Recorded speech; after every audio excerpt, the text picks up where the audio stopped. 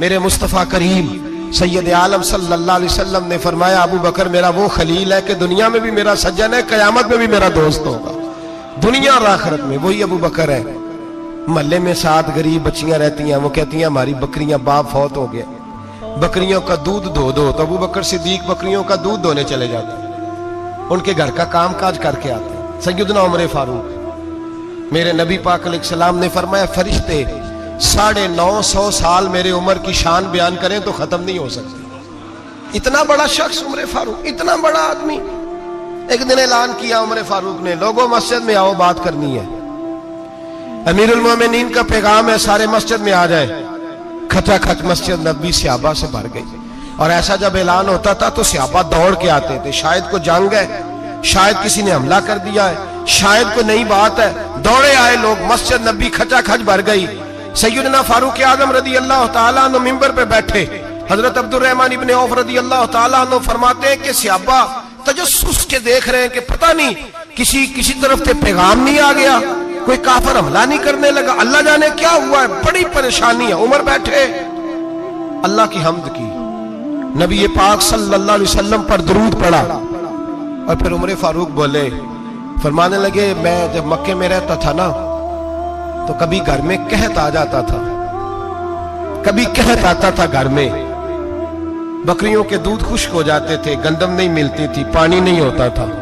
तो फरमाया मेरी अम्मा मुझे खाला के घर भेज देती थी। कबीला बनु मखजूम, उस कबीले में मेरी खाला की शादी हुई थी तो वो मालदार लोग थे, उनके पास ज्यादा बकरियां, ज्यादा ऊंट, ज्यादा गायें, ज्यादा खेत थे। हजरत उमर फारूक फरमाने लगे मैं उनके घर जाता तो मेरे खालू समझ जाते कि उमर को इसलिए भेजा गया है कि कहत आ गया है। फरमाते हैं वो मुझे सवेरे बकरियां चराने ले जाते, शाम तक मैं उनकी बकरियां चराता। अमीरुल मोमिनीन उमर, एक तरफ मसला यह है कि कैसर व किसरा की दीवारें हिल रही है उमर के नारों से, और इधर उमर मिंबर पे बैठ के खुतबे दे रहे हैं। फरमाते मैं बकरियां चराता, शाम तक खाला के घर जाके मजदूरी करता, और फरमाते शाम होती तो एक मुट्ठी किशमिश मुझे देते वो। आप फरमाते मैं बड़े कद वाला था, एक मुट्ठी किशमिश मिलती है, कभी एक मुट्ठी खजूरे, मैं शाम को खा के सो जाता। कई महीने यूं ही गुजरते तो मेरी अम्मा का पैगाम आता कि हालात सही हो गया, मेरे बेटे को भेज दो।